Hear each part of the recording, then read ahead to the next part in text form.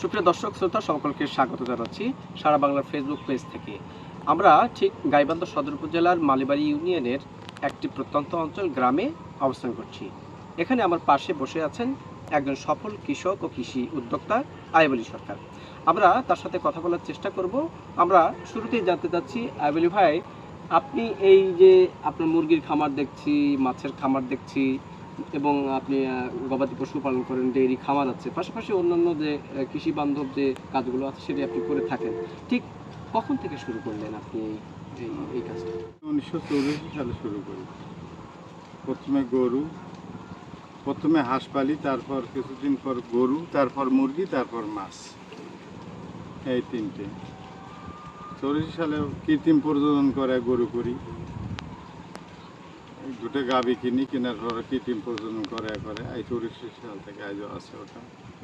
তারপর হাঁস আগে করছিলাম, হাঁসটা বাদ দিয়েছি, এখন চরণভূমি নাই, নদী নালা খালগুলি আবার সুবিধা বেশি, এই জন্য ওটা বাদ দিয়ে মুরগি, লেয়ার মুরগি,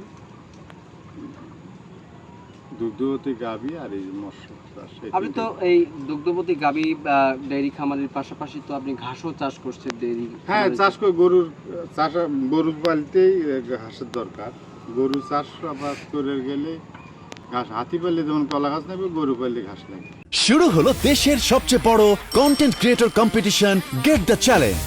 প্রাণ আরএফএল গ্রুপের যে কোনো একটি পণ্য নিয়ে আপনার স্টাইলে কন্টেন্ট বানান, পোস্ট করুন আর জিতে নিন iPhone 17 pro max, camera setup, MacBook, TV, refrigerator, AC, Dhaka Bangkok Dhaka tour সহ অসংখ্য আকর্ষণীয় পুরস্কার।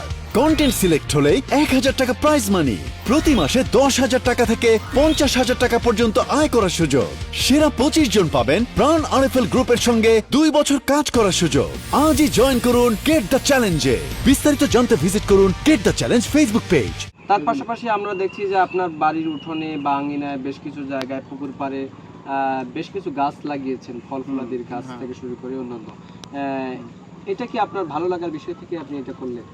না, এটা একটু পারিবারিক পুষ্টি চাহিদা পূরণের জন্য। বাইরে যেটা কিনে খাওয়া হয়, যেমন ফরমালিন দেওয়া আম, কাঁঠাল বা লিচু, বড়া ইত্যাদি, সবগুলোতে ফরমালিন দিয়ে বিক্রি করে। আমি যদি আমার পরিবারের সুরক্ষার জন্য আমি এটা করি। কিছু বাহিরে আমি বিক্রি করি না, ফলমূল সব বাহিরে আত্মীয়স্বজন। মানে এই যে আপনি ফল ফলাদি করেন, পাশাপাশি নিজের পারিবারিক পুষ্টি নিশ্চিত করার পরে যে আত্মীয় স্বজন আছে তাদেরকে দেই, বিক্রি করি না আমি। বিক্রি করে খাওয়ার জন্য, যেমন আপেল বড়াই, ওটা তো ইয়ে দেয়, আম ওর মধ্যে ফরমালিন দেয়, কলা তার মধ্যে ফরমালিন দেয়, সবগুলোতে ফরমালিন দেয়। এই সমস্যা, এই কারণে এটা নিজের চাহিদা পূরণের জন্য। এর পাশাপাশি আপনার আর কি আছে এখানে? এই যে খামার ছাড়া, কৃষি উৎপাদন ছাড়া কিছু আবাদ সুবাদ করি আমি, মানে জেনারেলি যে ধান, 4 বিঘা জমিতে ঘাস গাড়া আছে, 3 বিঘাতে মাছ চাষ করি, তারপর ভুট্টা চাষ করি, সেটা ফির আবার ওই গরুকে খাওয়াই। ভুট্টা চাষ করি, মানে গুঁড়ে করি, ক্রাশিং করে গরুকে খাওয়াই ভুট্টা। তাতে করে কি আপনার মানে খরচ কম হয়ে যায়? খরচ তো কম হবে। দাম 2240 টাকা বস্তা, আর 50 কেজি ভুট্টার দাম ধরেন কত হবে, 14-1500। এই যে আপনি যে একজন উদ্যোক্তা, সফল উদ্যোক্তা, আপনার দীর্ঘ 50 বছরের একটা সফলতার জার্নি আপনি তৈরি করলেন। শুরুটাতে ধাক্কা লেগেছিল বা আপনি সেটা শুরু করার আগে হয়তো দেখা যাচ্ছে যে অনেক ক্রান্তিকাল মুহূর্ত আপনি পার করছেন, কিন্তু এই যে 50 বছরে আপনি যেহেতু এই সেক্টরে কাজ করছেন, সেতে এই মৎস্য কিংবা প্রাণী সম্পদ অধিদপ্তরের কাছ থেকে কিছু কি অনুদান পেয়েছেন বা কোনো সহযোগিতা পেয়েছেন? আমি এক সময় ওই যে হাট যখন পালন করছিলাম, ওখানে পেয়েছিলাম 9,000 টাকা, অনেকদিন আগে, সেটা প্রায় 15-20 বছর আগে। আর এদিকে ওই যে আপনাদের যে ইয়েটা, ওটার নাম নাকি প্রাণী সম্পদ ও ডেইরি উন্নয়ন প্রকল্প একটা ছিল, প্রাণী সম্পদ, হ্যাঁ, ওটা থেকে কিছু পাইছিলাম আর কি। এর পাশাপাশি কোনো মালামাল বা কৃষি অফিস থেকে কোনো ধরনের কোনো যন্ত্রপাতি আপনি পান? যেহেতু আপনি এই সেক্টরে কাজ করছেন, মৎস্য আছে না, ওই যে সমিতির মাধ্যমে, যেটা ওই যে সেক্টরে ছিল, ওটার মাধ্যমে। এটা তো ইয়ে দিছিল, ঘাস কাটা মেশিন, সেটা অন্যজনের বাড়িতে আছে, দুটো মেশিন দিছিলাম। এমনি যন্ত্রপাতি যেমন একজোড়া স্যান্ডেল, মানে স্বাভাবিক যে বিষয়গুলো আছে ট্রেনিং করার পরপরই, বা ধরেন যে আপনার স্বাভাবিক যে মালামালগুলো আছে সেটা পেয়েছেন। মৎস্য অফিসের কাছ থেকে কি কোনো অনুদান পেয়েছেন? না, কিছুটাই।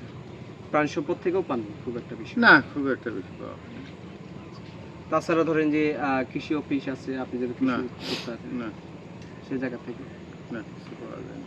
তাহলে আপনি যে এই জেলার একজন কৃতি সন্তান, কৃষি বান্ধব একজন বলা যাবে উদ্যোক্তা, তারপরেও সরকারের কাছে কি চান, বা এই বিষয়টাতে তারা জানে কিনা, মানে আপনার না, না, তারা তো এখন ধরেন রেজিস্ট্রেশন করা হয়, রেজিস্ট্রেশন করার পর তো কোনো কিছু পাওয়া যায় না, ওটা ধরার সরকারের তো মানে আপনার নামটা এই যে সরকারি যে দপ্তরগুলো আছে যারা এখানে মানে পশু হাসপাতাল শুধু চেনে, তাছাড়া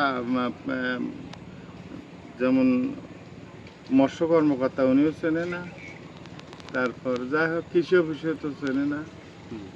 মেইন সমস্যা হলো কি আমাদের এই যে পোলট্রি, ডেইরি, মৎস্য এই তিনটের মধ্যে সরকারের মনোযোগ কম আমার মনে হয়।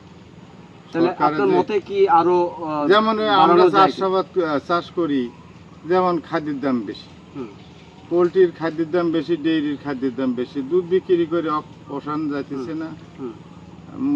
ডিম বিক্রি করে পোলট্রি পোষণ যাইতেছে না। মানে মানে দাম এমন- বৃদ্ধির কারণে হ্যাঁ, আপনার খাদ্যের দাম ঝুঁকিতে বৃদ্ধির পড়ে কারণে গেছে। ঝুঁকিতে পড়ে গেছে। আমি তো সচল আছি দেখি কোনো মতো চলতেছে, হুম। কিন্তু কিছু কিছু খামারি তো বন্ধ করে দিচ্ছে। দেখেন আপনাদের এলাকা তো খামারি বন্ধ করে দিচ্ছে, অনেক খামারই বন্ধ বন্ধ হয়ে গেছে। মানে তার তারা কারণ চালাতে পারছে না। ধরেন 500 মুরগি পালের গেলে, 600 মুরগি পালের গেলে 4 লাখ থেকে 5 লাখ টাকা শুধু খাদ্য খরচে হয়। এই 4 লাখ 5 লাখ টাকা শুধু যখন কিছু লোন করে আশা, তারপর গ্রামীণ ব্যাংক, হুম, এসকেএস, গণ উন্নয়ন, বিভিন্ন ব্রাক, হুম, এখান থেকে লোন টোন করিয়ে তারা প্রতি এটা হয় মাসিক কিস্তি। হুম। তো এখন ধরেন পুরো 3 মাস ডিমের দাম নেই। মানে একটা হ্যাঁ, ধাক্কা খেয়ে হ্যাঁ, যায় খামারিরা। পুরো 3 মাস যদি ডিমের দাম না থাকে তাহলে তো আর মানুষ। তাহলে এখান থেকে উত্তরণের জন্য পথ কোথায়, মানে এখন ধরেন সরকারের সুনজর দরকার এখানে। মানে সরকারি ভর্তুকি চাচ্ছেন? ভর্তুকি মনে করেন যেমন খাদ্য আসে বিদেশ থেকে, যেমন সোয়াবিন আসে, এদের যদিও ট্যাক্স টুক্স কমে দেয় তাহলে হয়তো আমার মনে হয় যে এখানে কম দামে পাওয়া যাবে। আচ্ছা, ভর্তুকিটা যাতে একটু কম ট্যাক্স হয়। সরকারি করটা হ্যাঁ, যেটা নেয় এখন হ্যাঁ, বিদেশ থেকে হ্যাঁ। আসতে, এটা না নিলে আমার মনে হয় কৃষকের ভর্তি দেওয়া লাগতো না, ভর্তুকি। আচ্ছা, তার মানে সব মিলিয়ে হ্যাঁ। খাদ্যের দাম খাদ্যের দাম নাগালের মধ্যে থাকলে তখন কৃষক বাঁচবে। এটা অনেক বেকার লোক তো পড়ে গেল আবার। সুপ্রিয় দর্শক, আপনারা শুনলেন যে এতক্ষণ যে আমি যে উদ্যোক্তার সাথে কথা বললাম, তিনি বলছিলেন যে বাইরে থেকে যে ধরনের যে পণ্যগুলো আসে, আমাদের দেশের যে খাদ্যের সাথে মিক্সিং করার জন্য যে পণ্যগুলো আসে, সেগুলোর দাম যদি কমিয়ে আনা হয় এবং কৃষকের বা খামারির নাগালের মধ্যে রাখা হয়, তাহলে অবশ্যই সফলতার মুখ দেখবে খামারি। তিনি বলছেন যে আগামীতে এ ধরনের কার্যক্রম ভূমিকা মৎস্য অফিস, প্রাণী সম্পদ এবং একই সাথে কৃষি অফিস, এই তিনটি দপ্তর যদি সঠিকভাবে পরিচালনা করে এবং তারা যাতে সঠিক দিক নির্দেশনার মধ্য দিয়ে খামারিদেরকে সামনের দিকে এগিয়ে নিয়ে যায়, তাহলে হয়তো প্রাণী সম্পদ, মৎস্য এবং কৃষি এই তিনটি জায়গায় অবস্থান নিতে পারবে সাধারণ কৃষক থেকে। আর কৃষকরা এবং যারা খামারি আছে তারা কিন্তু সহজেই লাভবান হতে পারবে, তিনি সেটা জানিয়েছেন। আজকের মতো এখানে শেষ করছি। আবার আগামী পর্বে অন্য কোথাও অন্য কোনো বিষয় নিয়ে অন্য কোনো উদ্যোক্তার সাথে কথা হবে। সে পর্যন্তই ভালো থাকুন, সুস্থ থাকুন এবং একই সাথে এই তিনটি সেক্টরকে এগিয়ে নিয়ে যাওয়ার জন্য যারা খামারি, কৃষক এবং একই সাথে যারা মৎস্য চাষী রয়েছেন তারা তাদের সফলতার দিক এগিয়ে নিয়ে যান, এই প্রত্যাশায় আজকের মতো বিদায় নিচ্ছি।